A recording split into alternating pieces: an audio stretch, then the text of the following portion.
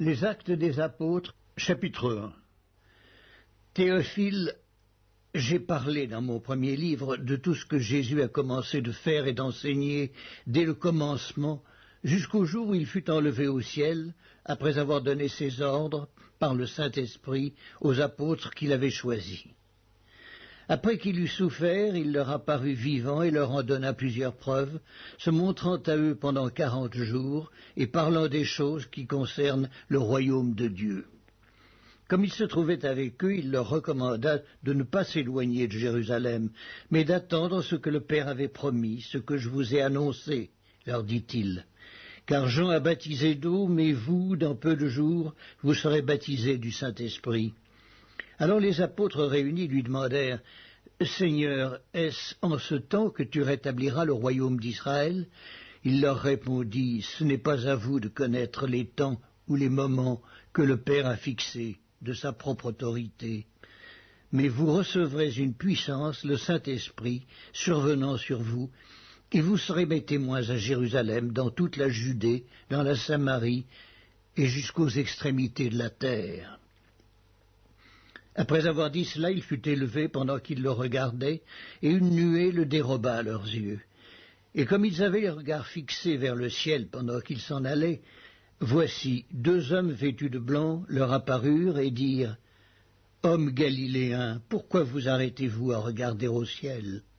Ce Jésus qui a été enlevé au ciel du milieu de vous, viendra de la même manière que vous l'avez vu allant au ciel. » Alors ils retournèrent à Jérusalem de la montagne appelée des Oliviers, qui est près de Jérusalem, à la distance d'un chemin de sabbat.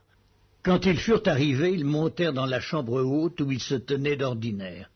C'étaient Pierre, Jean, Jacques, André, Philippe, Thomas, Barthélemy, Matthieu, Jacques, fils d'Alphée, Simon le Zélote et Jude, fils de Jacques. Tous, d'un commun accord, persévéraient dans la prière avec les femmes et Marie, mère de Jésus, et avec les frères de Jésus. En ces jours-là, Pierre se leva au milieu des frères, le nombre des personnes réunies étant d'environ 120.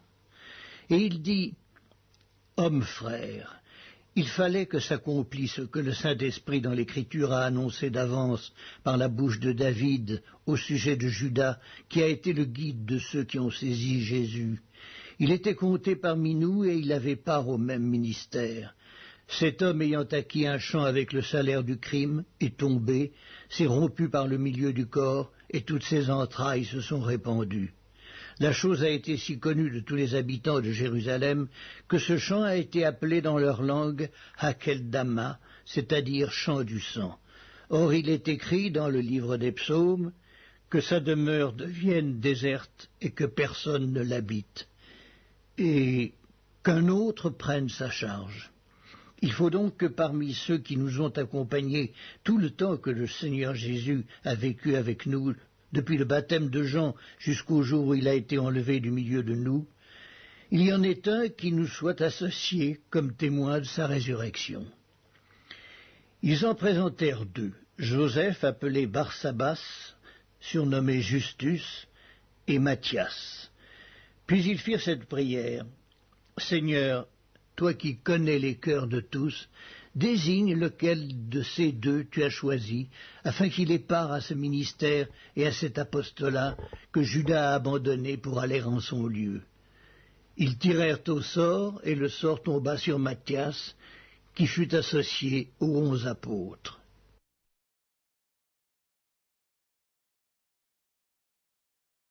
Les Actes des Apôtres, chapitre 2. Le jour de la Pentecôte, ils étaient tous ensemble dans le même lieu. Tout à coup, il vint du ciel un bruit comme celui d'un vent impétueux, et il remplit toute la maison où ils étaient assis. Des langues semblables à des langues de feu leur apparurent, séparées les unes des autres, et se posèrent sur chacun d'eux. Et ils furent tous remplis du Saint-Esprit, et se mirent à parler en d'autres langues, selon que l'Esprit leur donnait de s'exprimer. Or, il y avait en séjour à Jérusalem des Juifs, hommes pieux, de toutes les nations qui sont sous le ciel. Au bruit qui eut lieu, la multitude accourut, et elle fut confondue parce que chacun les entendait parler dans sa propre langue.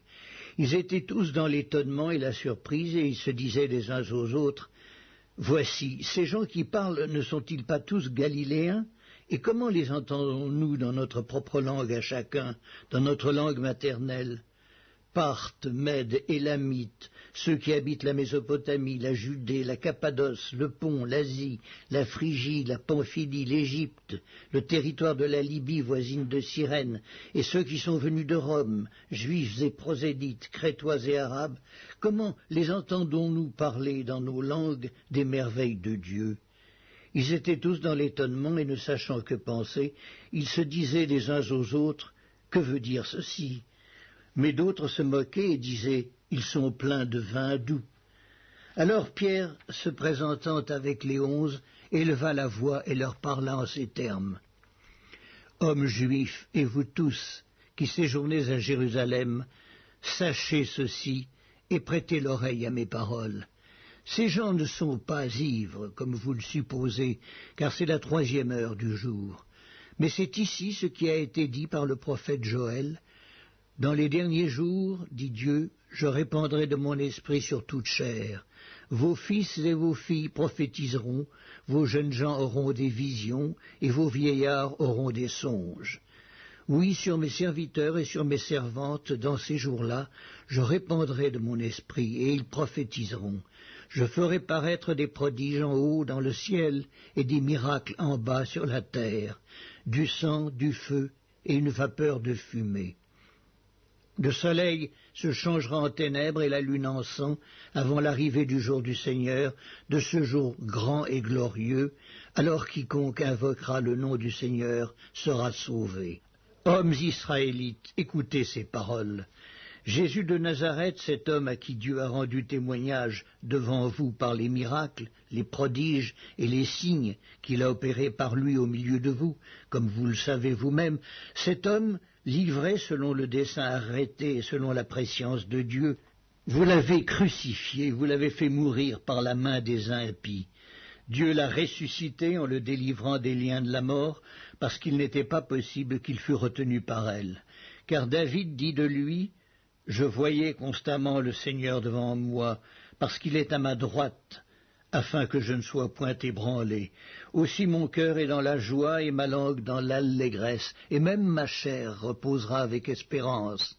Car tu n'abandonneras pas mon âme dans le séjour des morts, et tu ne permettras pas que ton sein voie la corruption. Tu m'as fait connaître les sentiers de la vie, tu me rempliras de joie par ta présence. » Hommes, frères, qu'il me soit permis de vous dire librement, au sujet du patriarche David, qu'il est mort, qu'il a été enseveli, et que son sépulcre existe encore aujourd'hui parmi nous. Comme il était prophète et qu'il savait que Dieu lui avait promis, avec serment, de faire asseoir un de ses descendants sur son trône, c'est la résurrection du Christ qu'il a prévu et annoncé, en disant qu'il ne serait pas abandonné dans le séjour des morts, et que sa chair ne verrait pas la corruption. C'est ce Jésus que Dieu a ressuscité, nous en sommes tous témoins. Élevé par la droite de Dieu, il a reçu du Père le Saint-Esprit qui avait été promis, et il l'a répandu comme vous le voyez et l'entendez. Car David n'est point monté au ciel, mais il dit lui-même, « Le Seigneur a dit à mon Seigneur, assieds-toi à ma droite, jusqu'à ce que je fasse de tes ennemis ton marchepied. » Que toute la maison d'Israël sache donc, avec certitude, que Dieu a fait Seigneur et Christ ce Jésus que vous avez crucifié. Après avoir entendu ce discours, ils eurent le cœur vivement touché, et ils dirent à Pierre et aux autres apôtres, « Hommes frères, que ferons-nous » Pierre leur dit, « Repentez-vous, et que chacun de vous soit baptisé au nom de Jésus-Christ pour le pardon de vos péchés, et vous recevrez le don du Saint-Esprit, car la promesse est pour vous, pour vos enfants, et pour tous ceux qui sont au loin, en aussi grand nombre que le Seigneur notre Dieu les appellera. » Et par plusieurs autres paroles, il les conjurait et les exhortait, disant, « Sauvez-vous de cette génération perverse. » Ceux qui acceptèrent sa parole furent baptisés, et en ce jour-là, le nombre des disciples s'augmenta d'environ 3000 âmes. Ils persévéraient dans l'enseignement des apôtres, dans la communion fraternelle, dans la fraction du pain et dans les prières. La crainte s'emparait de chacun, et il se faisait beaucoup de prodiges et de miracles par les apôtres. Tous ceux qui croyaient étaient dans le même lieu et ils avaient tout en commun. Ils vendaient leurs propriétés et leurs biens, ils en partageaient le produit entre tous, selon les besoins de chacun. Ils étaient chaque jour tous ensemble assidus au temple, ils rompaient le pain dans les maisons et prenaient leur nourriture avec joie et simplicité de cœur, louant Dieu et trouvant grâce auprès de tout le peuple. Et le Seigneur ajoutait chaque jour à l'Église ceux qui étaient sauvés.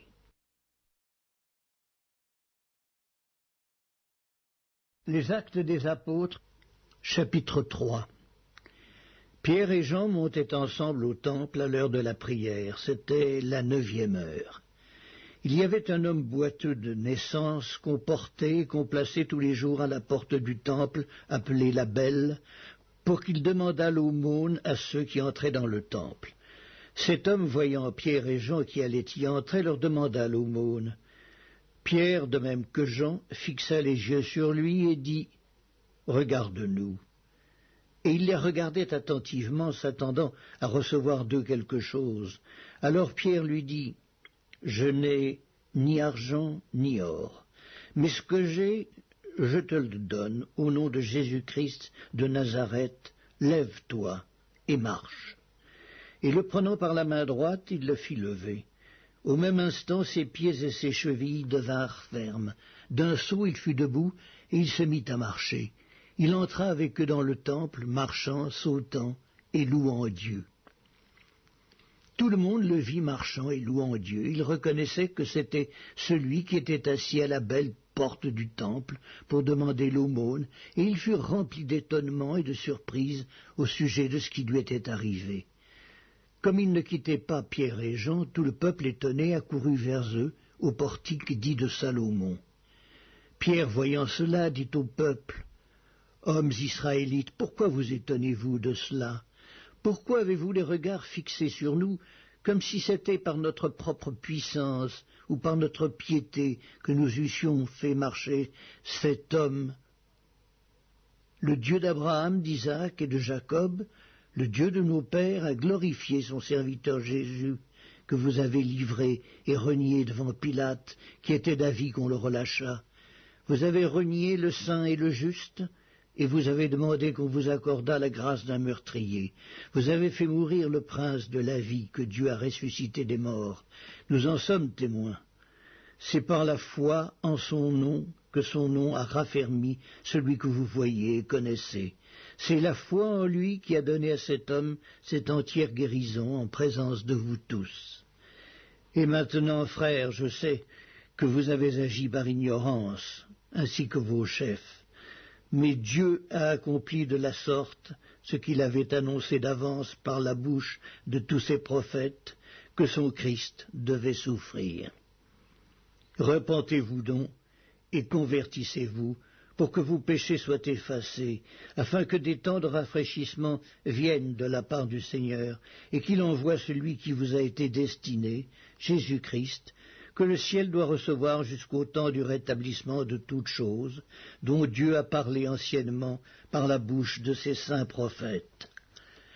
Moïse a dit, « Le Seigneur votre Dieu vous suscitera d'entre vos frères un prophète comme moi.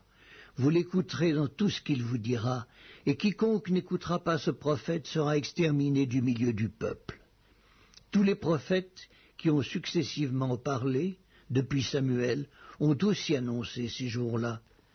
Vous êtes les fils des prophètes et de l'alliance que Dieu a traitée avec nos pères, en disant à Abraham, « Toutes les familles de la terre seront bénies en ta postérité. » C'est à vous, premièrement, que Dieu, ayant suscité son serviteur, l'a envoyé pour vous bénir en détournant chacun de vous de ses iniquités.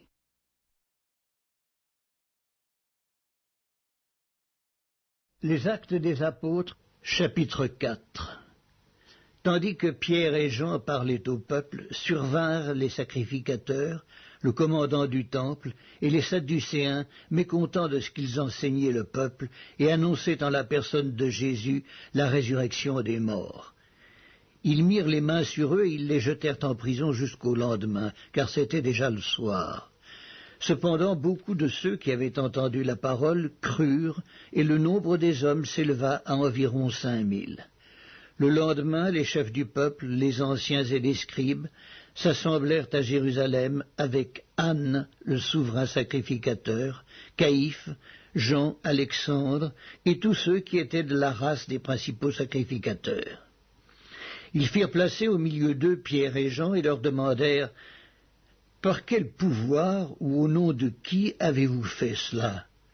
Alors Pierre, rempli du Saint-Esprit, leur dit « Chefs du peuple et anciens d'Israël, puisque nous sommes interrogés aujourd'hui sur un bienfait accordé à un homme malade, afin que nous disions comment il a été guéri, sachez-le tous et que tout le peuple d'Israël le sache.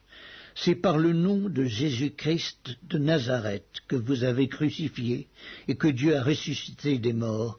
C'est par lui que cet homme se présente en pleine santé devant vous. Jésus est la pierre rejetée par vous qui bâtissez et qui est devenue la principale de l'angle. Il n'y a de salut en aucun autre, car il n'y a sous le ciel aucun autre nom qui ait été donné parmi les hommes par lequel nous devions être sauvés. Lorsqu'ils virent l'assurance de Pierre et de Jean, ils furent étonnés, sachant que c'étaient des hommes du peuple sans instruction, et ils les reconnurent pour avoir été avec Jésus.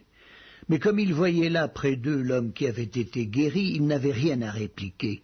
Ils leur ordonnèrent de sortir du Sanhédrin, ils délibérèrent entre eux, disant « Que ferons-nous à ces hommes ?» Car il est manifeste pour tous les habitants de Jérusalem qu'un miracle signalé a été accompli par eux, et nous ne pouvons pas le nier. Mais afin que la chose ne se répande pas davantage parmi le peuple, défendons-leur avec menace de parler désormais à qui que ce soit en ce nom-là. Et les ayant appelés, ils leur défendirent absolument de parler et d'enseigner au nom de Jésus. Pierre et Jean leur répondirent « Vous obéir plutôt qu'à Dieu, car nous ne pouvons pas ne pas parler de ce que nous avons vu et entendu. » Et ils leur firent de nouvelles menaces et les relâchèrent, ne sachant comment les punir à cause du peuple, parce que tous glorifiaient Dieu de ce qui était arrivé. Car l'homme qui avait été l'objet de cette guérison miraculeuse était âgé de plus de 40 ans. Après avoir été relâchés, ils allèrent vers les leurs et racontèrent tout ce que les principaux sacrificateurs et les anciens leur avaient dit. Lorsqu'ils l'eurent entendu, ils élevèrent à Dieu la voix tous ensemble et dirent « Seigneur, toi qui as fait le ciel, la terre, la mer et tout ce qui s'y trouve, c'est toi qui as dit par le Saint-Esprit, par la bouche de notre Père, ton serviteur David. Pourquoi ce tumulte parmi les nations et ces vaines pensées parmi les peuples ? Les rois de la terre se sont soulevés et les princes se sont ligués contre le Seigneur et contre son oint. En effet, contre ton saint serviteur Jésus, que tu as oint, Hérode et Ponce Pilate se sont ligués dans cette ville avec les nations et avec les peuples d'Israël pour faire tout ce que ta main et ton conseil avaient arrêté d'avance. Et maintenant, Seigneur, vois leurs menaces et donne à tes serviteurs d'annoncer ta parole avec une pleine assurance, en étendant ta main pour qu'il se fasse des guérisons, des miracles et des prodiges par le nom de ton saint serviteur Jésus. » Quand ils eurent prié, le lieu où ils étaient assemblés trembla. Ils furent tous remplis du Saint-Esprit, et ils annonçaient la parole de Dieu avec assurance. La multitude de ceux qui avaient cru n'était qu'un cœur et qu'une âme. Nul ne disait que ses biens lui appartinssent en propre, mais tout était commun entre eux. Les apôtres rendaient avec beaucoup de force témoignage de la résurrection du Seigneur Jésus. Et une grande grâce reposait sur eux tous, car il n'y avait parmi eux aucun indigent. Tous ceux qui possédaient des champs ou des maisons les vendaient, apportaient le prix de ce qu'ils avaient vendu et le déposaient aux pieds des apôtres, et l'on faisait des distributions à chacun selon qu'il en avait besoin.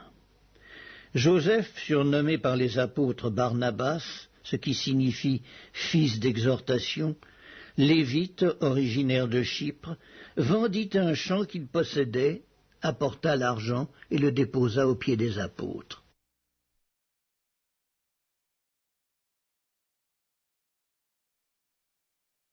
Les Actes des Apôtres, chapitre 5. Mais un homme nommé Ananias, avec Saphira, sa femme, vendit une propriété et retint une partie du prix, sa femme le sachant. Puis il apporta le reste et le déposa aux pieds des apôtres. Pierre lui dit, « Ananias, pourquoi Satan a-t-il rempli ton cœur, au point que tu mentes au Saint-Esprit et que tu aies retenu une partie du prix du champ? S'il n'eût pas été vendu, ne te restait-il pas?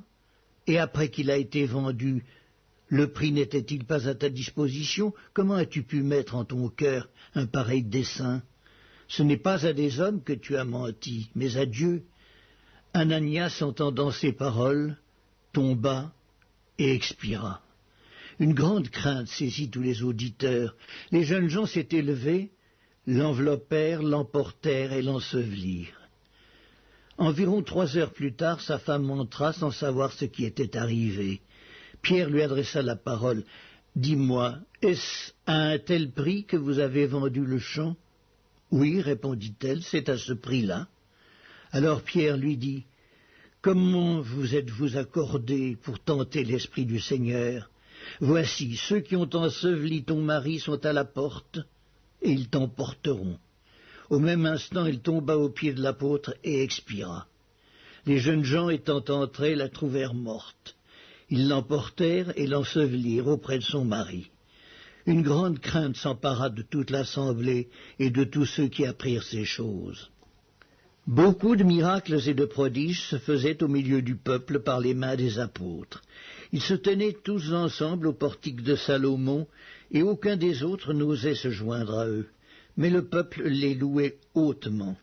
Le nombre de ceux qui croyaient au Seigneur, hommes et femmes, s'augmentait de plus en plus, en sorte qu'on apportait les malades dans les rues et qu'on les plaçait sur des lits et des couchettes, afin que lorsque Pierre passerait, son ombre au moins couvrit quelqu'un d'eux. La multitude accourait aussi des villes voisines à Jérusalem, amenant des malades et des gens tourmentés par des esprits impurs, et tous étaient guéris. Cependant, le souverain sacrificateur et tous ceux qui étaient avec lui, savoir le parti des Sadducéens, se levèrent, remplis de jalousie, mirent les mains sur les apôtres et les jetèrent dans la prison publique.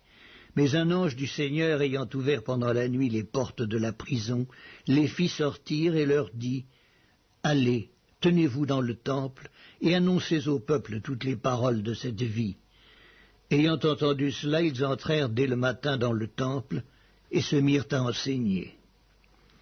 Le souverain sacrificateur et ceux qui étaient avec lui étant survenus, ils convoquèrent le Sanhédrin et tous les anciens des fils d'Israël, et ils envoyèrent chercher les apôtres à la prison. Les huissiers, à leur arrivée, ne les trouvèrent point dans la prison.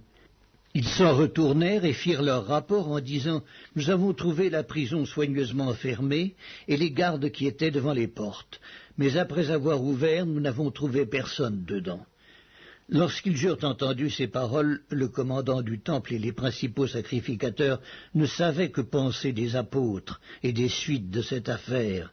Quelqu'un vint leur dire « Voici, les hommes que vous avez mis en prison sont dans le temple et ils enseignent le peuple. » Alors le commandant partit avec les huissiers et les conduisit sans violence, car ils avaient peur d'être lapidés par le peuple. Après qu'ils les eurent amenés en présence du Sanhédrin, le souverain sacrificateur les interrogea en ces termes. « Ne vous avons-nous pas défendu expressément d'enseigner en ce nom-là? Et voici, vous avez rempli Jérusalem de votre enseignement, et vous voulez faire retomber sur nous le sang de cet homme. » Pierre et les apôtres répondirent, « Il faut obéir à Dieu plutôt qu'aux hommes. Le Dieu de nos pères a ressuscité Jésus que vous avez tué en le pendant au bois. Dieu l'a élevé par sa droite comme prince et sauveur pour donner à Israël la repentance et le pardon des péchés. Nous sommes témoins de ces choses, de même que le Saint-Esprit que Dieu a donné à ceux qui lui obéissent. » Furieux de ces paroles, il voulait les faire mourir. Mais un pharisien nommé Gamaliel, docteur de la loi, estimé de tout le peuple, se leva dans le Sanhédrin et ordonna de faire sortir un instant les apôtres. Puis il leur dit, « Hommes israélites, prenez garde à ce que vous allez faire à l'égard de ces gens, Car il n'y a pas longtemps que parut Theudas, qui se donnait pour quelque chose, et auquel se rallièrent environ 400 hommes. Il fut tué, et tous ceux qui l'avaient suivi furent mis en déroute et réduits à rien. Après lui parut Judas, le Galiléen, à l'époque du recensement, et il attira du monde à son parti. Il périt aussi, et tous ceux qui l'avaient suivi furent dispersés. Et maintenant je vous dis, ne vous occupez plus de ces hommes et laissez-les aller. Si cette entreprise ou cette œuvre vient des hommes, elle se détruira. Mais si elle vient de Dieu, vous ne pourrez la détruire. Ne courez pas le risque d'avoir combattu contre Dieu. Ils se rangèrent à son avis, et ayant appelé les apôtres, ils les firent battre de verges. Ils leur défendirent de parler au nom de Jésus, et ils les relâchèrent. Les apôtres se retirèrent de devant le Sanhédrin, joyeux d'avoir été jugés dignes de subir des outrages pour le nom de Jésus. Et chaque jour, dans le temple et dans les maisons, ils ne cessaient d'enseigner et d'annoncer la bonne nouvelle de Jésus. Les Actes des Apôtres, chapitre 6. En ce temps-là, le nombre des disciples augmentant, les hellénistes murmurèrent contre les Hébreux parce que leurs veuves étaient négligées dans la distribution qui se faisait chaque jour. Les 12 convoquèrent la multitude des disciples et ils dirent « Il n'est pas convenable que nous laissions la parole de Dieu pour servir aux tables. C'est pourquoi, frères, choisissez parmi vous 7 hommes de qui l'on rende un bon témoignage, qui soit plein d'Esprit Saint, de sagesse, et que nous chargerons de cet emploi. Et nous continuerons à nous appliquer à la prière et au ministère de la parole. » Cette proposition plut à toute l'assemblée. Ils élurent Étienne, homme plein de foi et d'Esprit Saint, Philippe, Procore, Nicanor, Timon, Parménas et Nicolas, prosélytes d'Antioche. Ils les présentèrent aux apôtres qui, après avoir prié, leur imposèrent les mains. La parole de Dieu se répandait de plus en plus, le nombre des disciples augmentait beaucoup à Jérusalem, et une grande foule de sacrificateurs obéissait à la foi. Étienne, plein de grâce et de puissance, faisait des prodiges et de grands miracles parmi le peuple. Quelques membres de la synagogue, dite des affranchis, de celle des Cyrénéens et de celle des Alexandrins, avec des Juifs de Cilicie et d'Asie, se mirent à discuter avec lui.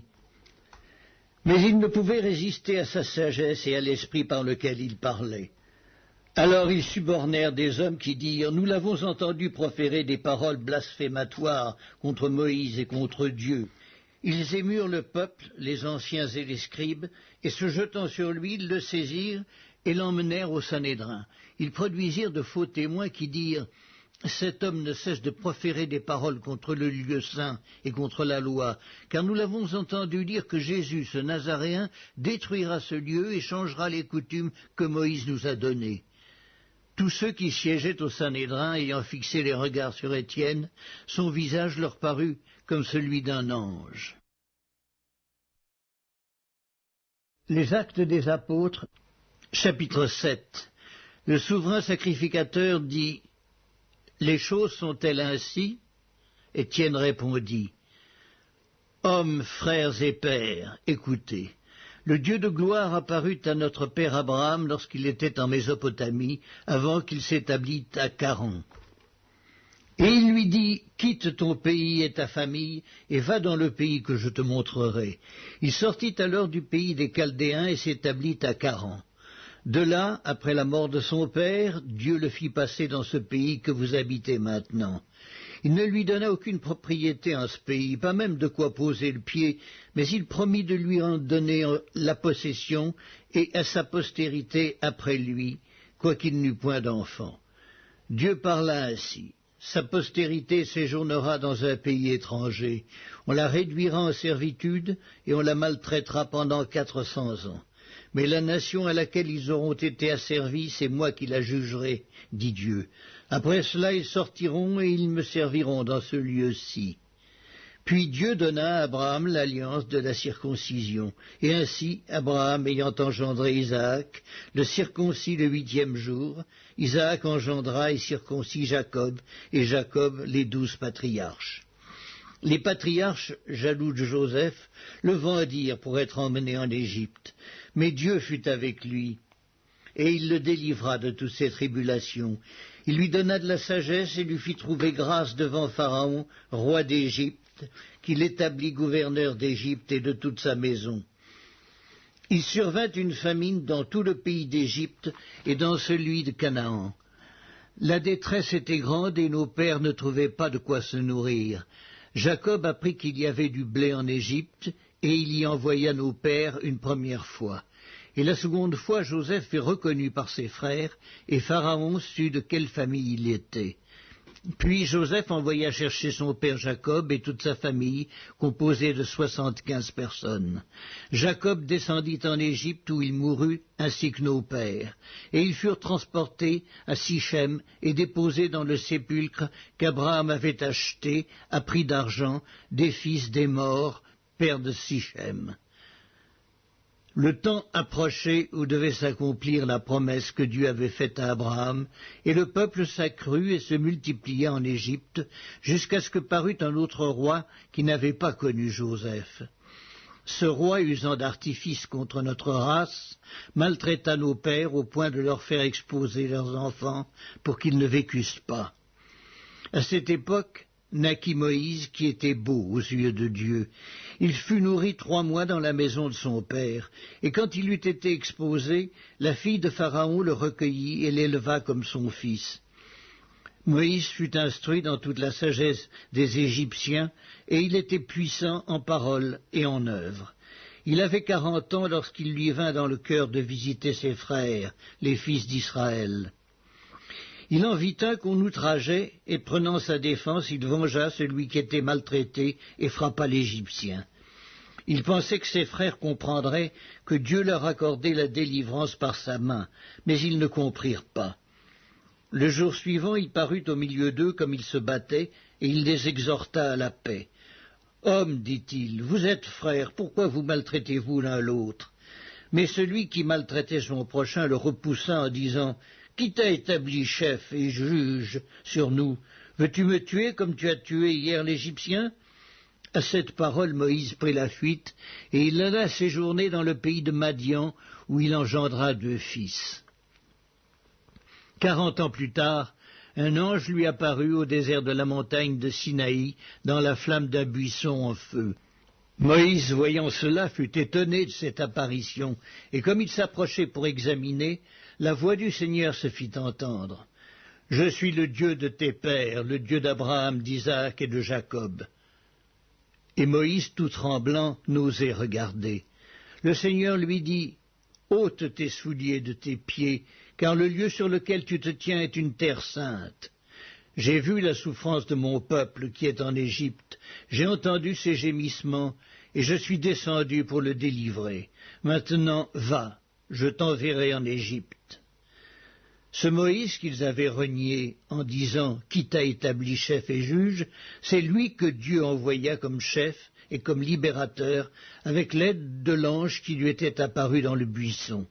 C'est lui qui les fit sortir d'Égypte en opérant des prodiges et des miracles au pays d'Égypte, au sein de la mer Rouge et au désert pendant 40 ans. C'est ce Moïse qui dit aux fils d'Israël « Dieu vous suscitera d'entre vos frères un prophète comme moi. » C'est lui qui, lors de l'assemblée au désert, étant avec l'ange qui lui parlait sur la montagne de Sinaï et avec nos pères, reçut des oracles vivants pour nous les donner. Nos pères ne voulurent pas lui obéir, ils le repoussèrent, et ils tournèrent leur cœur vers l'Égypte, en disant à Aaron « Fais-nous des dieux qui marchent devant nous, car ce Moïse qui nous a fait sortir du pays d'Égypte, nous ne savons ce qu'il est devenu. » Et en ces jours-là, ils firent un veau, ils offrirent un sacrifice à l'idole, et se réjouirent de l'œuvre de leurs mains. Alors Dieu se détourna et les livra au culte de l'armée du ciel, selon qu'il est écrit dans le livre des prophètes, « M'avez-vous offert des victimes et des sacrifices pendant 40 ans au désert, maison d'Israël ? Vous avez porté la tente de Moloch et l'étoile du dieu Renfant, ces images que vous avez faites pour les adorer, aussi vous transporterai-je au-delà de Babylone. » Nos pères avaient au désert le tabernacle du témoignage, comme l'avait ordonné celui qui dit à Moïse de le faire, d'après le modèle qu'il avait vu.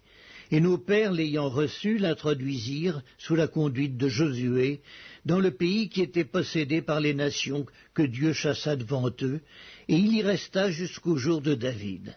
David trouva grâce devant Dieu et demanda d'élever une demeure pour le Dieu de Jacob. Et ce fut Salomon qui lui bâtit une maison. Mais le Très-Haut n'habite pas dans ce qui est fait de main d'homme, comme dit le prophète. Le ciel est mon trône et la terre mon marchepied. Quelle maison me bâtirez-vous, dit le Seigneur, ou quel sera le lieu de mon repos? N'est-ce pas ma main qui a fait toutes ces choses? Hommes au cou raide, incirconcis de cœur et d'oreille, vous vous opposez toujours au Saint-Esprit. Ce que vos pères ont été, vous l'êtes aussi. Lequel des prophètes vos pères n'ont-ils pas persécuté? Ils ont tué ceux qui annonçaient d'avance la venue du juste, que vous avez livré maintenant, et dont vous avez été les meurtriers, vous qui avez reçu la loi d'après des commandements d'anges, et qui ne l'avez point gardée. En entendant ces paroles, ils étaient furieux dans leur cœur, et ils grinçaient des dents contre lui. Mais Étienne, rempli du Saint-Esprit et fixant les regards vers le ciel, vit la gloire de Dieu et Jésus debout à la droite de Dieu. Et il dit, « Voici, je vois les cieux ouverts et le Fils de l'homme debout à la droite de Dieu. » Ils poussèrent alors de grands cris en se bouchant les oreilles, et ils se précipitèrent tous ensemble sur lui, le traînèrent hors de la ville et le lapidèrent. Les témoins déposèrent leurs vêtements aux pieds d'un jeune homme nommé Saul.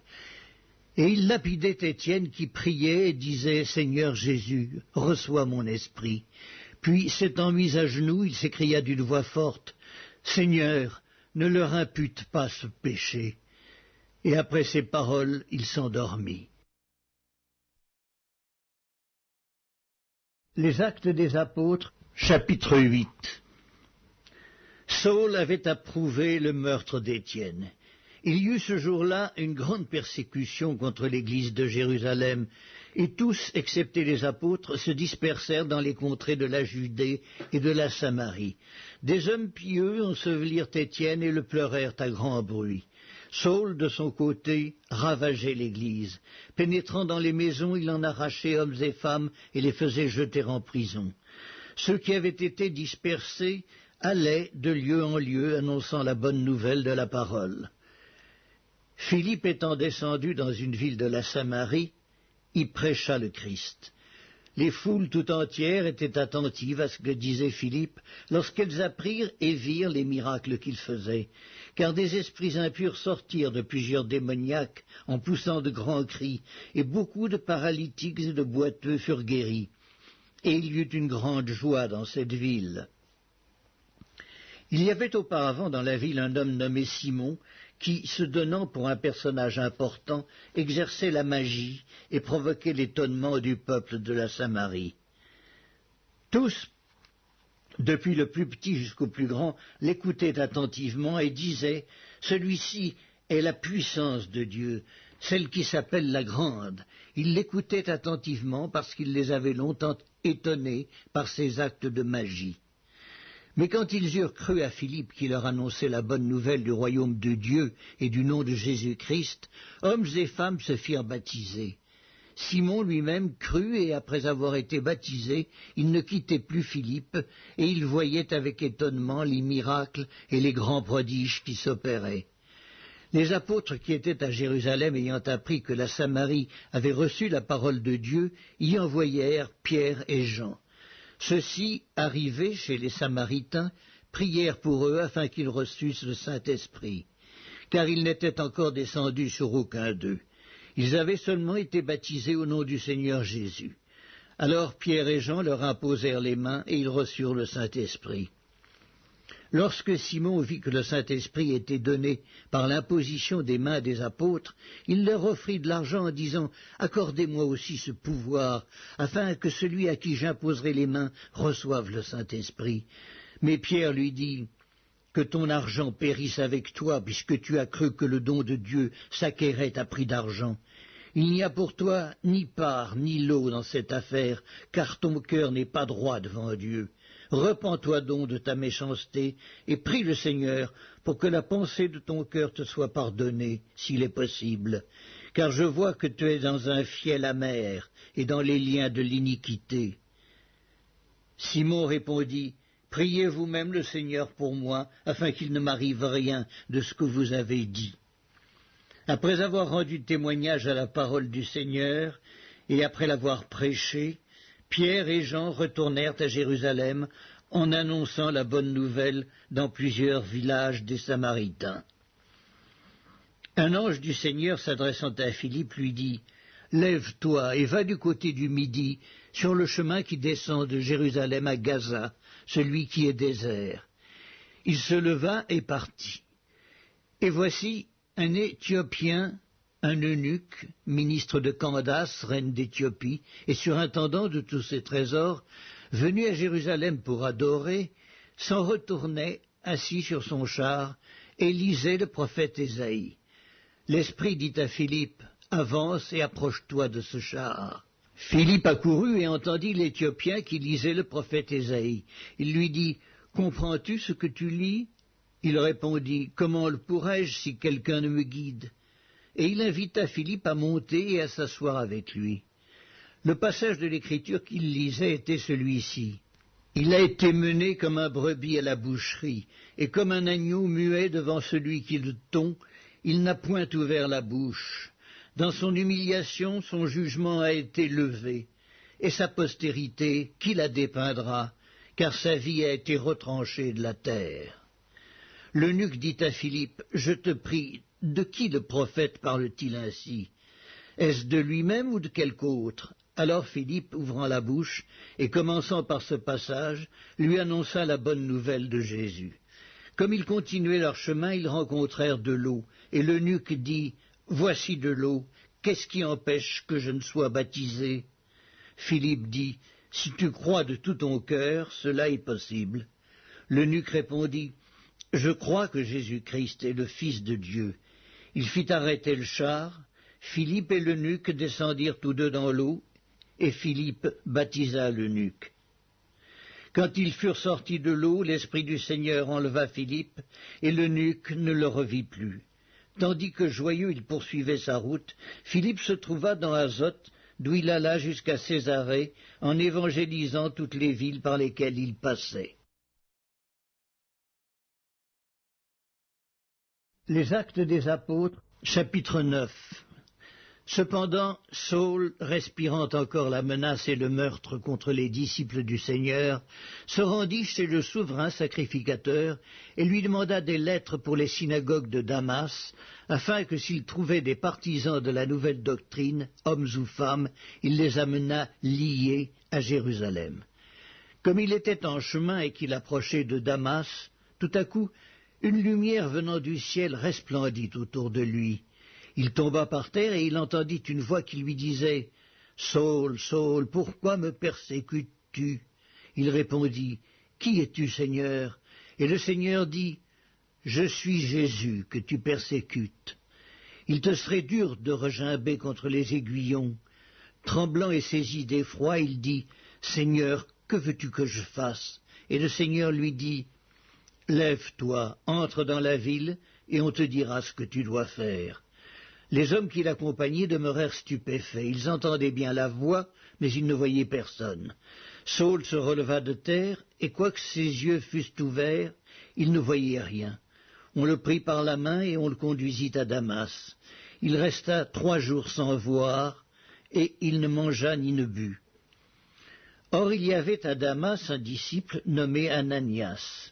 Le Seigneur lui dit dans une vision, « Ananias !»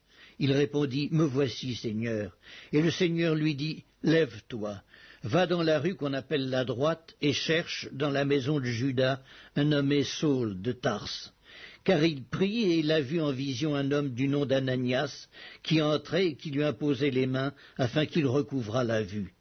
Ananias répondit, « Seigneur, j'ai appris de plusieurs personnes tous les maux que cet homme a fait à tes saints dans Jérusalem, et il a ici des pouvoirs de la part des principaux sacrificateurs pour lier tous ceux qui invoquent ton nom.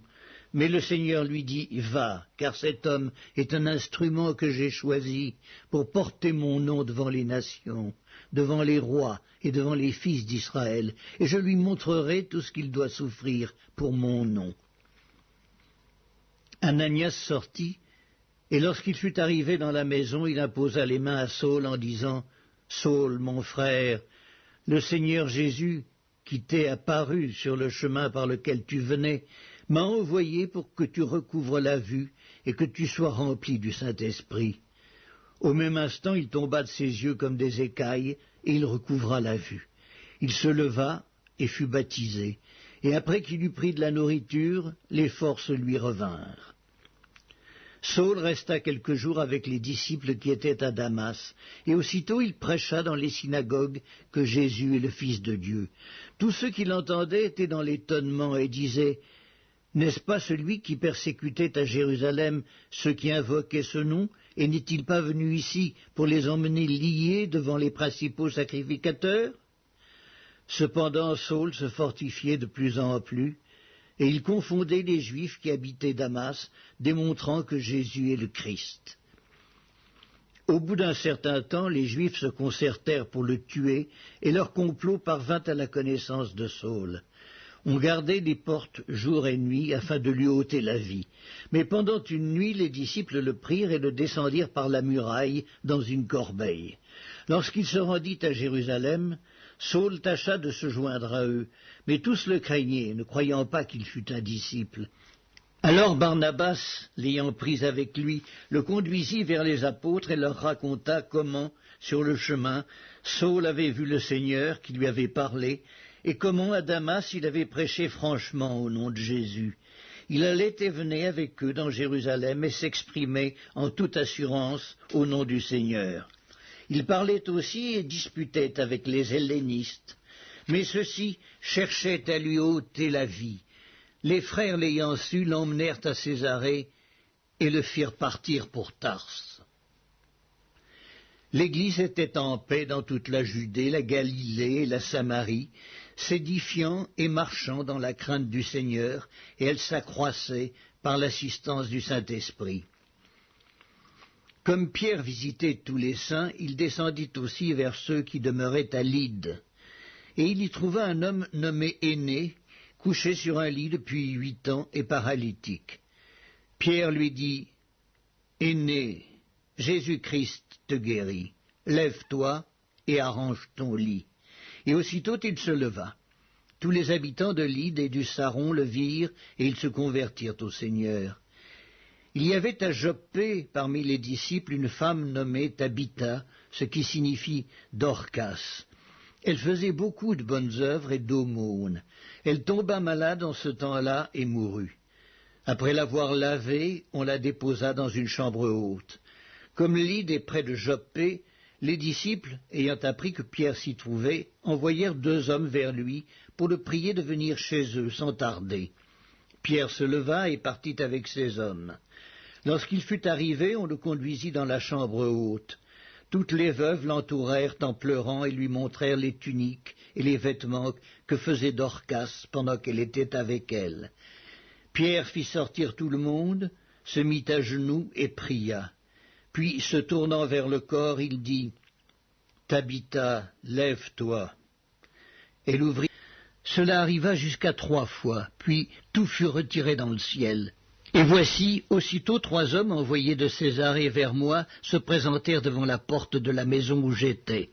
L'Esprit me dit de partir avec eux, sans hésiter. Les 6 hommes que voici m'accompagnèrent, et nous entrâmes dans la maison de Corneille. Cet homme nous raconta comment il avait vu dans sa maison l'ange se présentant à lui et disant « Envoie Joppé et fais venir Simon, surnommé Pierre, qui te dira des choses par lesquelles tu seras sauvé, toi et toute ta maison. » Lorsque je me fus mis à parler, le Saint-Esprit descendit sur eux comme sur nous au commencement. Et je me souvins de cette parole du Seigneur. Jean a baptisé d'eau, mais vous serez baptisés du Saint-Esprit. Or, puisque Dieu leur a accordé le même don qu'à nous, qui avons cru au Seigneur Jésus-Christ, pouvais-je, moi, m'opposer à Dieu? Après avoir entendu cela, ils se calmèrent, et ils glorifièrent Dieu en disant « Dieu a donc accordé la repentance aussi aux païens, afin qu'ils aient la vie. » Ceux qui avaient été dispersés par la persécution survenue à l'occasion d'Étienne allèrent jusqu'en Phénicie, dans l'île de Chypre, et à Antioche, annonçant la parole seulement aux Juifs. Il y eut cependant parmi eux quelques hommes de Chypre et de Cyrène qui, étant venus à Antioche, s'adressèrent aussi aux Grecs et leur annoncèrent la bonne nouvelle du Seigneur Jésus. La main du Seigneur était avec eux, et un grand nombre de personnes crurent et se convertirent au Seigneur. Le bruit en parvint aux oreilles des membres de l'église de Jérusalem, et ils envoyèrent Barnabas jusqu'à Antioche. Lorsqu'il fut arrivé et qu'il eut vu la grâce de Dieu, il s'en réjouit, et il les exhorta tous à rester d'un cœur ferme, attachés au Seigneur. Car c'était un homme de bien, plein d'Esprit Saint et de foi, et une foule assez nombreuse se joignit au Seigneur. Barnabas se rendit ensuite à Tarse pour chercher Saul, et l'ayant trouvé, il l'amena à Antioche. Pendant toute une année, ils se réunirent aux assemblées de l'Église, et ils enseignèrent beaucoup de personnes. Ce fut à Antioche que, pour la première fois, les disciples furent appelés chrétiens. En ce temps-là, des prophètes descendirent de Jérusalem à Antioche. L'un d'eux, nommé Agabus, se leva et annonça par l'Esprit qu'il y aurait une grande famine sur toute la terre. Elle arriva en effet sous Claude. Les disciples résolurent d'envoyer chacun, selon ses moyens, un secours aux frères qui habitaient la Judée. Ils le firent parvenir aux anciens par les mains de Barnabas et de Saul. Les Actes des Apôtres, chapitre 12. Vers le même temps, le roi Hérode se mit à maltraiter quelques membres de l'Église, et il fit mourir par l'épée Jacques, frère de Jean. Voyant que cela était agréable aux Juifs, il fit encore arrêter Pierre. C'était pendant les jours des pains sans levain. Après l'avoir saisi et jeté en prison, il le mit sous la garde de 4 escouades de 4 soldats chacune, avec l'intention de le faire comparaître devant le peuple après la Pâque. Pierre, donc, était gardé dans la prison, et l'Église ne cessait d'adresser pour lui des prières à Dieu. La nuit qui précéda le jour où Hérode allait le faire comparaître, Pierre, lié de 2 chaînes, dormait entre 2 soldats, et des sentinelles devant la porte gardaient la prison. Et voici, un ange du Seigneur survint, et une lumière brilla dans la prison. L'ange réveilla Pierre en le frappant au côté et en disant « Lève-toi promptement ». Les chaînes tombèrent de ses mains, et l'ange lui dit « Mets ta ceinture et tes sandales », et il fit ainsi. L'ange lui dit encore « Enveloppe-toi de ton manteau et suis-moi ». Pierre sortit et le suivit, ne sachant pas que ce qui se faisait par l'ange fut réel, et s'imaginant avoir une vision. Lorsqu'ils eurent passé la première garde, puis la seconde, ils arrivèrent à la porte de fer qui mène à la ville, et qui s'ouvrit d'elle-même devant eux. Ils sortirent et s'avancèrent dans une rue. Aussitôt l'ange quitta Pierre. Revenu à lui-même, Pierre dit « Je vois maintenant d'une manière certaine que le Seigneur a envoyé son ange, et qu'il m'a délivré de la main d'Hérode et de tout ce que le peuple juif attendait. » Après avoir réfléchi, il se dirigea vers la maison de Marie, mère de Jean, surnommée Marc, où beaucoup de personnes étaient réunies et priaient. Il frappa à la porte du vestibule et une servante nommée Rhode s'approcha pour écouter. Elle reconnut la voix de Pierre et, dans sa joie, au lieu d'ouvrir, elle courut annoncer que Pierre était devant la porte. Ils lui dirent « Tu es folle !» Mais elle affirma que la chose était ainsi, et ils dirent « C'est son ange ». Cependant, Pierre continuait à frapper. Ils ouvrirent et furent étonnés de le voir. Pierre, leur ayant de la main fait signe de se taire, leur raconta comment le Seigneur l'avait tiré de la prison, et il dit « Annoncez-le à Jacques et aux frères ». Puis il sortit et s'en alla dans un autre lieu. Quand il fit jour, les soldats furent dans une grande agitation pour savoir ce que Pierre était devenu.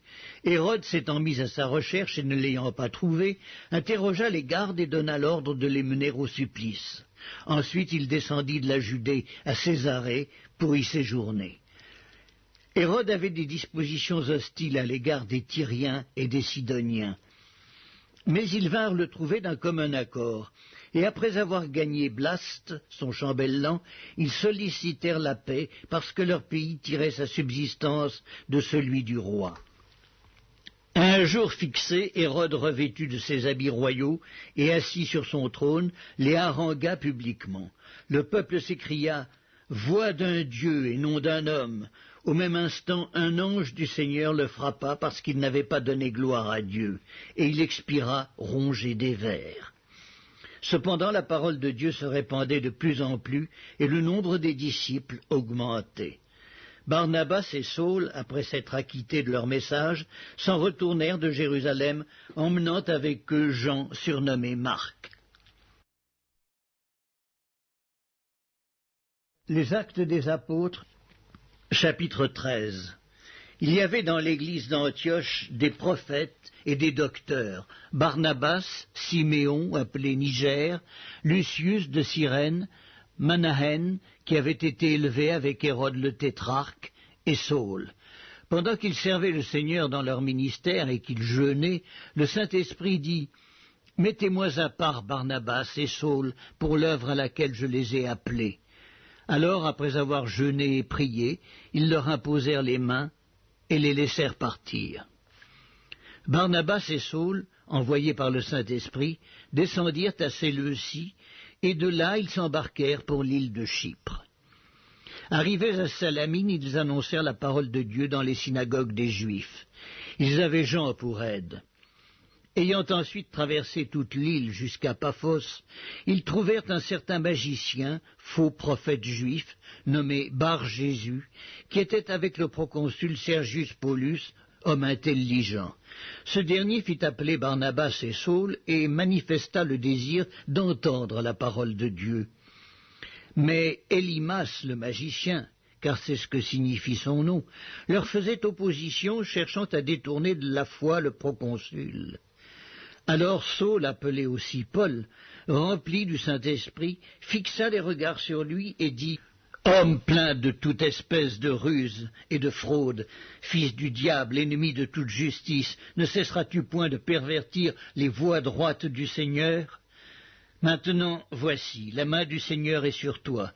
Tu seras aveugle et pour un temps tu ne verras pas le soleil. » Aussitôt l'obscurité et les ténèbres tombèrent sur lui, et il cherchait, en tâtonnant, des personnes pour le guider.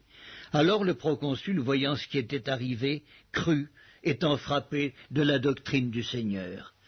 Paul et ses compagnons, s'étant embarqués à Paphos, se rendirent à Perge en Pamphylie. Jean se sépara d'eux et retourna à Jérusalem. De Perge, ils poursuivirent leur route et arrivèrent à Antioche de Pisidie. Étant entrés dans la synagogue le jour du sabbat, ils s'assirent. Après la lecture de la loi et des prophètes, les chefs de la synagogue leur envoyèrent dire « Hommes frères, si vous avez quelque exhortation à adresser au peuple, parlez. » Paul se leva et ayant fait signe de la main, il dit « Hommes israélites, et vous qui craignez Dieu, écoutez. Le Dieu de ce peuple d'Israël a choisi nos pères. Il mit ce peuple en honneur pendant son séjour au pays d'Égypte, et il l'en fit sortir par son bras puissant. Il les nourrit près de 40 ans dans le désert, et ayant détruit 7 nations au pays de Canaan, il leur en accorda le territoire comme propriété. Après cela, durant 450 ans environ, il leur donna des juges jusqu'au prophète Samuel. Ils demandèrent alors un roi. Et Dieu leur donna, pendant 40 ans, Saül, fils de Kis, de la tribu de Benjamin. Puis, l'ayant rejeté, il leur suscita pour roi David, auquel il a rendu ce témoignage. « J'ai trouvé David, fils d'Isaïe, homme selon mon cœur, qui accomplira toutes mes volontés. » C'est de la postérité de David que Dieu, selon sa promesse, a suscité à Israël un sauveur, qui est Jésus. Avant sa venue, Jean avait prêché le baptême de repentance à tout le peuple d'Israël, et lorsque Jean achevait sa course, il disait « Je ne suis pas celui que vous pensez, mais voici, après moi vient celui des pieds duquel je ne suis pas digne de délier les souliers. » Hommes frères, fils de la race d'Abraham, et vous qui craignez Dieu, c'est à vous que cette parole de salut a été adressée. Car les habitants de Jérusalem et leurs chefs ont méconnu Jésus, et en le condamnant, ils ont accompli les paroles des prophètes qui se lisent chaque sabbat. Quoiqu'ils ne trouvassent en lui rien qui fût digne de mort, ils ont demandé à Pilate de le faire mourir. Et après qu'ils eurent accompli tout ce qui est écrit de lui, ils le descendirent de la croix et le déposèrent dans un sépulcre. Mais Dieu l'a ressuscité des morts. Il est apparu pendant plusieurs jours à ceux qui étaient montés avec lui de la Galilée à Jérusalem et qui sont maintenant ses témoins auprès du peuple.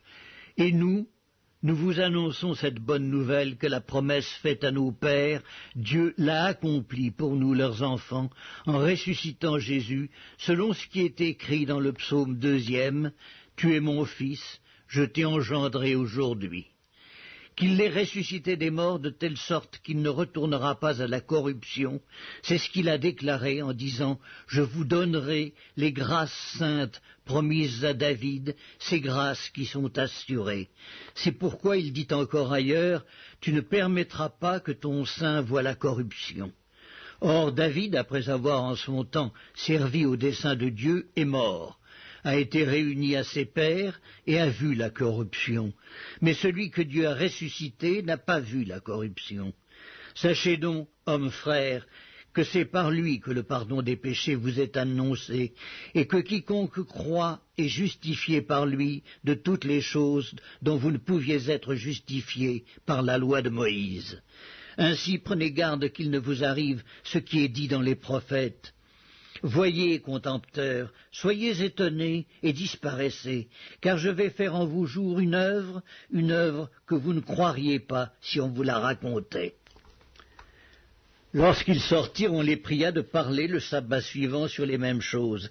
Et à l'issue de l'assemblée, beaucoup de Juifs et de prosélytes pieux suivirent Paul et Barnabas, qui s'entretinrent avec eux et les exhortèrent à rester attachés à la grâce de Dieu.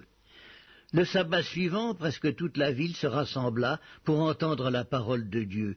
Les Juifs, voyant la foule, furent remplis de jalousie, et ils s'opposaient à ce que disait Paul en le contredisant et en l'injuriant. Paul et Barnabas leur dirent avec assurance « C'est à vous, premièrement, que la parole de Dieu devait être annoncée. Mais puisque vous la repoussez et que vous vous jugez vous-même indigne de la vie éternelle, voici, nous nous tournons vers les païens, car ainsi nous l'a ordonné le Seigneur. Je t'ai établi pour être la lumière des nations, pour porter le salut jusqu'aux extrémités de la terre. » Les païens se réjouissaient en entendant cela, ils glorifiaient la parole du Seigneur, et tous ceux qui étaient destinés à la vie éternelle crurent. La parole du Seigneur se répandait dans tout le pays. Mais les Juifs excitèrent les femmes dévotes de distinction et les principaux de la ville. Ils provoquèrent une persécution contre Paul et Barnabas, et ils les chassèrent de leur territoire.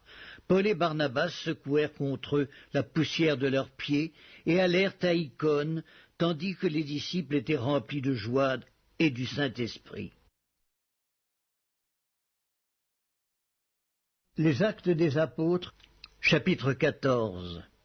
À Icône, Paul et Barnabas entrèrent ensemble dans la synagogue des Juifs, et ils parlèrent de telle manière qu'une grande multitude de Juifs et de Grecs crurent. Mais ceux des Juifs qui ne crurent point excitèrent et aigrirent les esprits des païens contre les frères. Ils restèrent cependant assez longtemps à Icône, parlant avec assurance, appuyés sur le Seigneur qui rendait témoignage à la parole de sa grâce et permettait qu'il se fît par leurs mains des prodiges et des miracles. La population de la ville se divisa. Les uns étaient pour les Juifs, les autres pour les apôtres. Et comme les païens et les Juifs, de concert avec leurs chefs, se mettaient en mouvement pour les outrager et les lapider, Paul et Barnabas, en ayant eu connaissance, se réfugièrent dans les villes de la Lycaonie, à Lystre et à Derbe, et dans la contrée d'alentour. Et ils y annoncèrent la bonne nouvelle. À Lystre se tenait assis un homme impotent des pieds, boiteux de naissance, et qui n'avait jamais marché. Il écoutait parler Paul. Et Paul, fixant les regards sur lui et voyant qu'il avait la foi pour être guéri, dit d'une voix forte Lève-toi droit sur tes pieds. » Et il se leva d'un bond et marcha. À la vue de ce que Paul avait fait, la foule éleva la voix et dit en langue lycaonienne, « Les dieux, sous une forme humaine, sont descendus vers nous. » Ils appelaient Barnabas Jupiter et Paul Mercure, parce que c'était lui qui portait la parole. Le prêtre de Jupiter, dont le temple était à l'entrée de la ville, amena des taureaux avec des bandelettes vers les portes et voulait de même que la foule offrir un sacrifice. Les apôtres Barnabas et Paul, ayant appris cela, déchirèrent leurs vêtements et se précipitèrent au milieu de la foule en s'écriant « Ô hommes, pourquoi agissez-vous de la sorte? Nous aussi nous sommes des hommes de la même nature que vous. » Et vous apportant une bonne nouvelle, nous vous exhortons à renoncer à ces choses vaines pour vous tourner vers le Dieu vivant qui a fait le ciel, la terre, la mer et tout ce qui s'y trouve. Ce Dieu, dans les âges passés, a laissé toutes les nations suivre leur propre voie, quoiqu'il n'ait cessé de rendre témoignage de ce qu'il est, en faisant du bien, en vous dispensant du ciel les pluies et les saisons fertiles, en vous donnant la nourriture avec abondance et en remplissant vos cœurs de joie. À peine purent-ils par ces paroles empêcher la foule de leur offrir un sacrifice. Alors survinrent d'Antioche et d'Icône des Juifs qui gagnèrent la foule et qui, après avoir lapidé Paul, le traînèrent hors de la ville pensant qu'il était mort. Mais les disciples l'ayant entouré, il se leva et entra dans la ville. Le lendemain, il partit pour Derbe avec Barnabas. Quand ils eurent évangélisé cette ville et fait un certain nombre de disciples, ils retournèrent à Lystre, à Icône et à Antioche, fortifiant l'esprit des disciples, les exhortant à persévérer dans la foi, et disant que c'est par beaucoup de tribulations qu'il nous faut entrer dans le royaume de Dieu. Ils firent nommer des anciens dans chaque église, et après avoir prié et jeûné, ils les recommandèrent au Seigneur, en qui ils avaient cru. Traversant ensuite la Pisidie, ils vinrent en Pamphylie, annoncèrent la parole à Perge et descendirent à Attalie. De là, ils s'embarquèrent pour Antioche, d'où ils avaient été recommandés à la grâce de Dieu pour l'œuvre qu'ils venaient d'accomplir. Après leur arrivée, ils convoquèrent l'Église et ils racontèrent tout ce que Dieu avait fait avec eux et comment ils avaient ouvert aux nations les portes de la foi. Et ils demeurèrent assez longtemps avec les disciples. Les Actes des Apôtres, chapitre 15. Quelques hommes venus de la Judée enseignaient les frères en disant « Si vous n'êtes circoncis selon le rite de Moïse, vous ne pouvez être sauvés. » Paul et Barnabas eurent avec eux un débat et une vive discussion, et les frères décidèrent que Paul et Barnabas et quelques-uns des leurs monteraient à Jérusalem vers les apôtres et les anciens pour traiter cette question. Après avoir été accompagnés par l'Église, ils poursuivirent leur route à travers la Phénicie et la Samarie, racontant la conversion des païens, et ils causèrent une grande joie à tous les frères. Arrivés à Jérusalem, ils furent reçus par l'Église, les apôtres et les anciens, et ils racontèrent tout ce que Dieu avait fait avec eux. Alors quelques-uns du parti des pharisiens qui avaient cru se levèrent en disant qu'il fallait circoncire les païens et exiger l'observation de la loi de Moïse. Les apôtres et les anciens se réunirent pour examiner cette affaire. Une grande discussion s'étant engagée, Pierre se leva et leur dit « Hommes frères, vous savez que dès longtemps Dieu a fait un choix parmi vous, afin que par ma bouche les païens entendissent la parole de l'Évangile et qu'ils crussent. Et Dieu, qui connaît les cœurs, leur a rendu témoignage en leur donnant le Saint-Esprit comme à nous. Il n'a fait aucune différence entre nous et eux, ayant purifié leur cœur par la foi. Maintenant donc, pourquoi tentez-vous Dieu en mettant sur le cou des disciples un joug que ni nos pères ni nous n'avons pu porter ?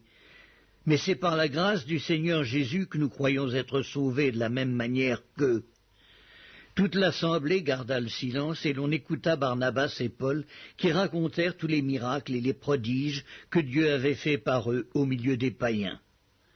Lorsqu'ils eurent cessé de parler, Jacques prit la parole et dit « Hommes frères, écoutez-moi. Simon a raconté comment Dieu a d'abord jeté les regards sur les nations pour choisir du milieu d'elles un peuple qui porta son nom. Et avec cela s'accordent les paroles des prophètes, selon qu'il est écrit « Après cela je reviendrai, et je relèverai de sa chute la tente de David. J'en réparerai les ruines, et je la redresserai, afin que le reste des hommes cherche le Seigneur, ainsi que toutes les nations sur lesquelles mon nom est invoqué, dit le Seigneur, qui fait ces choses, et à qui elles sont connues de toute éternité. C'est pourquoi je suis d'avis qu'on ne crée pas des difficultés à ceux des païens qui se convertissent à Dieu, mais qu'on leur écrive de s'abstenir des souillures des idoles, de l'impudicité, des animaux étouffés et du sang. Car depuis bien des générations, Moïse a dans chaque ville des gens qui le prêchent, puisqu'on le lit tous les jours de sabbat dans les synagogues. Alors il parut bon aux apôtres et aux anciens et à toute l'Église de choisir parmi eux et d'envoyer à Antioche avec Paul et Barnabas, Jude, appelé Barsabas, et Silas, hommes considérés entre les frères. Ils les chargèrent d'une lettre ainsi conçue. Les apôtres, les anciens et les frères, aux frères d'entre les païens qui sont à Antioche, en Syrie et en Cilicie, salut. Ayant appris que quelques hommes partis de chez nous et auxquels nous n'avions donné aucun ordre vous ont troublés par leurs discours et ont ébranlé vos âmes, nous avons jugé à propos, après nous être réunis tous ensemble, de choisir des délégués et de vous les envoyer avec nos bien-aimés Barnabas et Paul, ces hommes qui ont exposé leur vie pour le nom de notre Seigneur Jésus-Christ. Nous avons donc envoyé Jude et Silas, qui vous annonceront de bouche les mêmes paroles. Car il a paru bon au Saint-Esprit et à nous de ne vous imposer d'autre charge que ce qui est nécessaire, savoir de vous abstenir des viandes sacrifiées aux idoles, du sang, des animaux étouffés, de l'impudicité, choses contre lesquelles vous vous trouverez bien de vous tenir en garde. Adieu. Eux donc, ayant pris congé de l'Église, allèrent à Antioche, où ils remirent la lettre à la multitude assemblée. Après l'avoir lue, les frères furent réjouis de l'encouragement qu'elle leur apportait. Jude et Silas, qui étaient eux-mêmes prophètes, les exhortèrent et les fortifièrent par plusieurs discours. Au bout de quelque temps, les frères les laissèrent en paix, retourner vers ceux qui les avaient envoyés. Toutefois, Silas trouva bon de rester. Paul et Barnabas demeurèrent à Antioche, enseignant et annonçant avec plusieurs autres la bonne nouvelle de la parole du Seigneur. Quelques jours s'écoulèrent, après lesquels Paul dit à Barnabas « Retournons visiter les frères dans toutes les villes où nous avons annoncé la parole du Seigneur, pour voir en quel état ils sont. » Barnabas voulait emmener aussi Jean surnommé Marc, mais Paul jugea plus convenable de ne pas prendre avec eux celui qui les avait quittés depuis la Pamphylie et qui ne les avait point accompagnés dans leur œuvre. Ce dissentiment fut assez vif pour être cause qu'ils se séparèrent l'un de l'autre. Et Barnabas, prenant Marc avec lui, s'embarqua pour l'île de Chypre.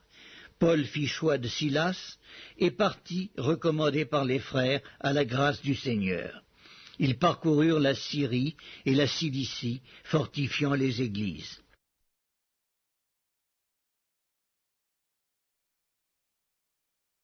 Les Actes des Apôtres, chapitre 16. Il se rendit ensuite à Derbe et à Lystre. Et voici, il y avait là un disciple nommé Timothée, fils d'une femme juive fidèle et d'un père grec. Les frères de Lystre et d'Icône rendaient de lui un bon témoignage. Paul voulut l'emmener avec lui, et l'ayant pris, il le circoncit à cause des Juifs qui étaient dans ces lieux-là, car tous savaient que son père était grec. En passant par les villes, il recommandait aux frères d'observer les décisions des apôtres et des anciens de Jérusalem. Les églises se fortifiaient dans la foi et augmentaient en nombre de jour en jour. Ayant été empêchés par le Saint-Esprit d'annoncer la parole dans l'Asie, ils traversèrent la Phrygie et le pays de Galatie. Arrivés près de la Mysie, ils se disposaient à entrer en Bithynie, mais l'Esprit de Jésus ne le leur permit pas. Ils franchirent alors la Mysie et descendirent à Troas. Pendant la nuit, Paul eut une vision. un Macédonien lui apparut et lui fit cette prière: « Passe en Macédoine, secours-nous. » Après cette vision de Paul, nous cherchâmes aussitôt à nous rendre en Macédoine, concluant que le Seigneur nous appelait à y annoncer la bonne nouvelle. Étant partis de Troas, nous fîmes voile directement vers la Samothrace, et le lendemain nous débarquâmes à Néapolis. De là nous allâmes à Philippe, qui est la première ville d'un district de Macédoine et une colonie. Nous passâmes quelques jours dans cette ville. Le jour du sabbat, nous nous rendîmes hors de la porte, vers une rivière où nous pensions que se trouvait un lieu de prière. Nous nous assîmes et nous parlâmes aux femmes qui étaient réunies. L'une d'elles, nommée Lydie, marchande de pourpre, de la ville de Thyatire, était une femme craignant Dieu, et elle écoutait. Le Seigneur lui ouvrit le cœur pour qu'elle fût attentive à ce que disait Paul. Lorsqu'elle eut été baptisée avec sa famille, elle nous fit cette demande: « Si vous me jugez fidèle au Seigneur, entrez dans ma maison et demeurez-y. » Et elle nous pressa par ses instances.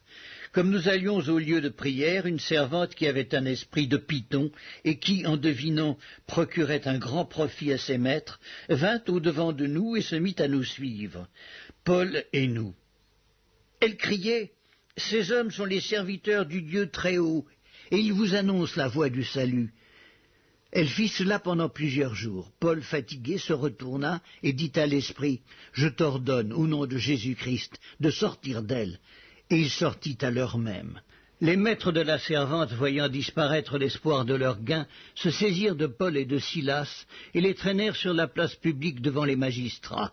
Ils les présentèrent aux prêteurs en disant: « Ces hommes troublent notre ville. Ce sont des Juifs qui annoncent des coutumes qu'il ne nous est pas permis de recevoir ni de suivre, à nous qui sommes Romains. » La foule se souleva aussi contre eux, et les prêteurs, ayant fait arracher leurs vêtements, ordonnèrent qu'on les battît de verges. Après qu'on les eut chargés de coups, ils les jetèrent en prison, en recommandant au geôlier de les garder sûrement. Le geôlier, ayant reçu cet ordre, les jeta dans la prison intérieure et leur mit les ceps aux pieds.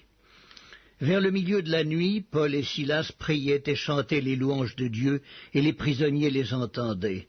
Tout à coup, il se fit un grand tremblement de terre, en sorte que les fondements de la prison furent ébranlés. Au même instant, toutes les portes s'ouvrirent et les liens de tous les prisonniers furent rompus. Le geôlier se réveilla et lorsqu'il vit les portes de la prison ouvertes, il tira son épée et allait se tuer, pensant que les prisonniers s'étaient enfuis. Mais Paul cria d'une voix forte: « Ne te fais point de mal, nous sommes tous ici. » Alors le geôlier, ayant demandé de la lumière, entra précipitamment et se jeta tout tremblant aux pieds de Paul et de Silas. Il les fit sortir et dit: « Seigneur, que faut-il que je fasse pour être sauvé ?» Paul et Silas répondirent: « Crois au Seigneur Jésus et tu seras sauvé, toi et ta famille. » Et ils lui annoncèrent la parole du Seigneur ainsi qu'à tous ceux qui étaient dans sa maison. Il les prit avec lui, à cette heure même de la nuit, il lava leurs plaies, et aussitôt il fut baptisé, lui et tous les siens. Les ayant conduits dans son logement, il leur servit à manger, et il se réjouit avec toute sa famille de ce qu'il avait cru en Dieu. Quand il fit jour, les prêteurs envoyèrent les licteurs pour dire au geôlier: « Relâche ces hommes. » Et le geôlier annonça la chose à Paul. « Les prêteurs ont envoyé dire qu'on vous relâcha. Maintenant donc, sortez et allez en paix. » Mais Paul dit aux licteurs: « Après nous avoir battus de verges publiquement et sans jugement, nous qui sommes Romains, ils nous ont jetés en prison, et maintenant ils nous font sortir secrètement. Il n'en sera pas ainsi. Qu'ils viennent eux-mêmes nous mettre en liberté. » Les licteurs rapportèrent ces paroles aux prêteurs, qui furent effrayés en apprenant qu'ils étaient Romains. Ils vinrent les apaiser et ils les mirent en liberté, en les priant de quitter la ville. Quand ils furent sortis de la prison, ils entrèrent chez Lydie, et après avoir vu et exhorté les frères, ils partirent. Les Actes des Apôtres, chapitre 17. Paul et Silas passèrent par Amphipolis et par Apollonie, et ils arrivèrent en Thessalonique, où les Juifs avaient une synagogue. Paul y entra selon sa coutume. Pendant 3 sabbats, il discuta avec eux d'après les Écritures, expliquant et établissant que le Christ devait souffrir et ressusciter des morts. Et Jésus que je vous annonce, disait-il, c'est lui qui est le Christ. Quelques-uns d'entre eux furent persuadés, se joignirent à Paul et à Silas, ainsi qu'une grande multitude de Grecs craignant Dieu, et beaucoup de femmes de qualité. Mais les Juifs, jaloux, prirent avec eux quelques méchants hommes de la populace, provoquèrent des attroupements et répandirent l'agitation dans la ville. Ils se portèrent à la maison de Jason, et ils cherchèrent Paul et Silas pour les amener vers le peuple. Ne les ayant pas trouvés, ils traînèrent Jason et quelques frères devant les magistrats de la ville en criant « Ces gens qui ont bouleversé le monde sont aussi venus ici, et Jason les a reçus. Ils agissent tous contre les édits de César, disant qu'il y a un autre roi, Jésus. » Par ces paroles, ils émurent la foule et les magistrats, qui ne laissèrent aller Jason et les autres qu'après avoir obtenu d'eux une caution. Aussitôt les frères firent partir de nuit Paul et Silas pour Bérée. Lorsqu'ils furent arrivés, ils entrèrent dans la synagogue des Juifs. Ces Juifs avaient des sentiments plus nobles que ceux de Thessalonique. Ils reçurent la parole avec beaucoup d'empressement, et ils examinaient chaque jour les Écritures pour voir si ce qu'on leur disait était exact. Plusieurs d'entre eux crurent, ainsi que beaucoup de femmes grecques de distinction et beaucoup d'hommes. Mais quand les Juifs de Thessalonique surent que Paul annonçait aussi à Bérée la parole de Dieu, ils vinrent y agiter la foule. Alors les frères firent aussitôt partir Paul du côté de la mer. Silas et Timothée restèrent à Bérée. Ceux qui accompagnaient Paul le conduisirent jusqu'à Athènes. Puis ils s'en retournèrent, chargés de transmettre à Silas et à Timothée l'ordre de le rejoindre au plus tôt. Comme Paul les attendait à Athènes, il sentait au-dedans de lui son esprit s'irriter à la vue de cette ville pleine d'idoles. Il s'entretenait donc dans la synagogue avec les Juifs et les hommes craignant Dieu, et sur la place publique chaque jour avec ceux qu'il rencontrait. Quelques philosophes épicuriens et stoïciens se mirent à parler avec lui. Et les uns disaient « Que veut dire ce discoureur ?» D'autres, l'entendant annoncer Jésus et la résurrection, disaient « Il semble qu'il annonce des divinités étrangères. » Alors ils le prirent et le menèrent à l'Aréopage en disant « Pourrions-nous savoir quelle est cette nouvelle doctrine que tu enseignes ? Car tu nous fais entendre des choses étranges. Nous voudrions donc savoir ce que cela peut être. » Or, tous les Athéniens et les étrangers demeurant à Athènes ne passaient leur temps qu'à dire ou à écouter des nouvelles.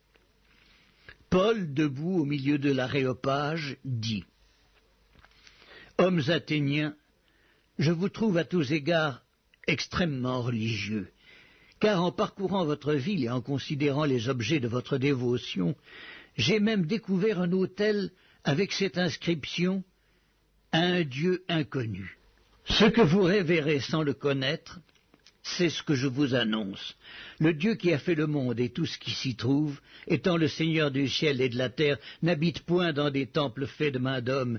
Il n'est point servi par des mains humaines, comme s'il avait besoin de quoi que ce soit, lui qui donne à tous la vie, la respiration et toutes choses. Il a fait que tous les hommes, sortis d'un seul sang, habitassent sur toute la surface de la terre, ayant déterminé la durée des temps et les bornes de leur demeure. Il a voulu qu'ils cherchassent le Seigneur et qu'ils s'efforçassent de le trouver en tâtonnant, bien qu'il ne soit pas loin de chacun de nous, car en lui nous avons la vie, le mouvement et l'être.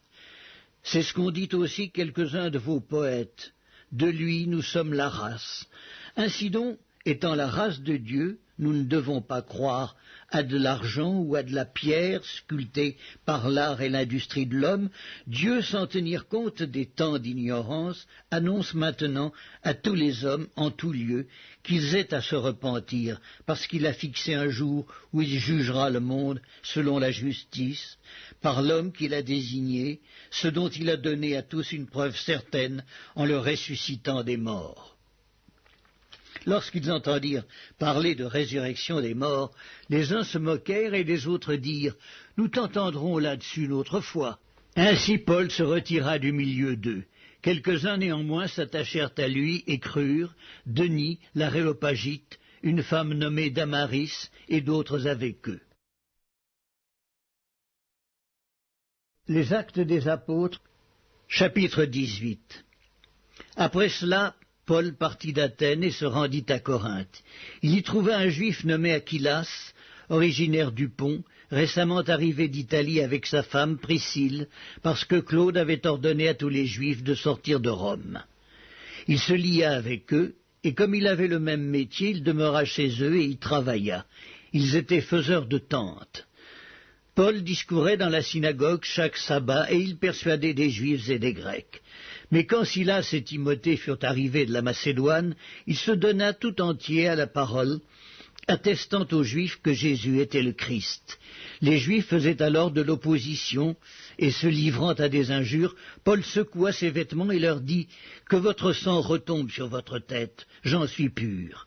Dès maintenant, j'irai vers les païens. » Et sortant de là, il entra chez un nommé Justus, homme craignant en Dieu, et dont la maison était contiguë à la synagogue. Cependant Crispus, le chef de la synagogue, crut au Seigneur avec toute sa famille, et plusieurs Corinthiens qui avaient entendu Paul crurent aussi et furent baptisés.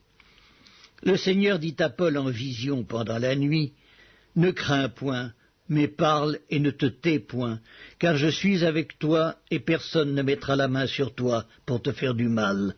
Parle, car j'ai un peuple nombreux dans cette ville. » Il y demeura 1 an et 6 mois, enseignant parmi les Corinthiens la parole de Dieu. Du temps que Gallion était proconsul de l'Achaïe, les Juifs se soulevèrent unanimement contre Paul et le menèrent devant le tribunal en disant « Cet homme excite les gens à servir Dieu d'une manière contraire à la loi. » Paul allait ouvrir la bouche lorsque Gallion dit aux Juifs « S'il s'agissait de quelque injustice ou de quelque méchante action, je vous écouterais comme de raison, aux Juifs. Mais s'il s'agit de discussions sur une parole, sur des noms et sur votre loi, cela vous regarde. Je ne veux pas être juge de ces choses. » Et il les renvoya du tribunal. Alors tous, se saisissant de Sosthène, le chef de la synagogue, le battaient devant le tribunal sans que Gallion s'en mît en peine. Paul resta encore assez longtemps à Corinthe. Ensuite il prit congé des frères et s'embarqua pour la Syrie avec Priscille et Aquilas, après s'être fait raser la tête à Sancré, car il avait fait un vœu. Ils arrivèrent à Éphèse et Paul y laissa ses compagnons. Étant entré dans la synagogue, il s'entretint avec les Juifs qui le prièrent de prolonger son séjour. Mais il n'y consentit point, et il prit congé d'eux en disant « Il faut absolument que je célèbre la fête prochaine à Jérusalem. Je reviendrai vers vous si Dieu le veut. » Et il partit d'Éphèse. Étant débarqué à Césarée, il monta à Jérusalem, et après avoir salué l'Église, il descendit à Antioche. Lorsqu'il eut passé quelque temps à Antioche, Paul se mit en route et parcourut successivement la Galatie et la Phrygie, fortifiant tous les disciples. Un juif nommé Apollos, originaire d'Alexandrie, homme éloquent et versé dans les Écritures, vint à Éphèse. Il était instruit dans la voie du Seigneur et fervent d'esprit. Il annonçait et enseignait avec exactitude ce qui concerne Jésus, bien qu'il ne connût que le baptême de Jean. Il se mit à parler librement dans la synagogue.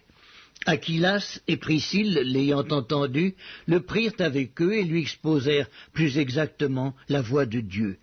Comme il voulait passer en Achaïe, les frères l'y encouragèrent et écrivirent aux disciples de le bien recevoir.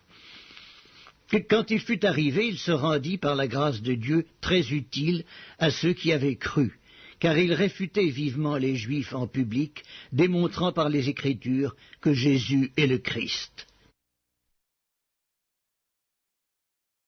Les Actes des Apôtres, chapitre 19. Pendant qu'Apollos était à Corinthe, Paul, après avoir parcouru les hautes provinces de l'Asie, arriva à Éphèse. Ayant rencontré quelques disciples, il leur dit « Avez-vous reçu le Saint-Esprit quand vous avez cru ?» Ils lui répondirent « Nous n'avons pas même entendu dire qu'il y ait un Saint-Esprit. » Il dit « De quel baptême avez-vous donc été baptisés ?» Et ils répondirent « Du baptême de Jean. » Alors Paul dit « Jean a baptisé du baptême de repentance, disant au peuple de croire en celui qui venait après lui, c'est-à-dire en Jésus. Sur ces paroles, ils furent baptisés au nom du Seigneur Jésus. Lorsque Paul leur eut imposé les mains, le Saint-Esprit vint sur eux, et ils parlaient en langue et prophétisaient. Ils étaient en tout environ 12 hommes. Ensuite Paul entra dans la synagogue, où il parla librement. Pendant 3 mois, il discourut sur les choses qui concernent le royaume de Dieu, s'efforçant de persuader ceux qui l'écoutaient. Mais comme quelques-uns restaient endurcis et incrédules, décriant devant la multitude la voix du Seigneur, il se retira d'eux, sépara les disciples, et enseigna chaque jour dans l'école de nommé Tyrannus. Cela dura 2 ans, de sorte que tous ceux qui habitaient l'Asie, juifs et grecs, entendirent la parole du Seigneur. Et Dieu faisait des miracles extraordinaires par les mains de Paul, au point qu'on appliquait sur les malades des linges ou des mouchoirs qui avaient touché son corps, et les maladies les quittaient, et les esprits malins sortaient. Quelques exorcistes juifs ambulants essayèrent d'invoquer sur ceux qui avaient des esprits malins le nom du Seigneur Jésus, en disant « Je vous conjure par Jésus que Paul prêche ». Ceux qui faisaient cela étaient 7 fils de Séva, juifs, l'un des principaux sacrificateurs. L'esprit malin leur répondit « Je connais Jésus, et je sais qui est Paul, mais vous, qui êtes-vous » Et l'homme dans lequel était l'esprit malin s'élança sur eux, se rendit maître de tous deux, et les maltraita de telle sorte qu'ils s'enfuirent de cette maison, nus et blessés. Cela fut connu de tous les Juifs et de tous les Grecs qui demeuraient à Éphèse, et la crainte s'empara d'eux tous, et le nom du Seigneur Jésus était glorifié. Plusieurs de ceux qui avaient cru venaient se confesser et déclarer ce qu'ils avaient fait. Et un certain nombre de ceux qui avaient exercé les arts magiques, ayant apporté leurs livres, les brûlèrent devant tout le monde. On en estima la valeur à 50 000 pièces d'argent. C'est ainsi que la parole du Seigneur croissait en puissance et en force.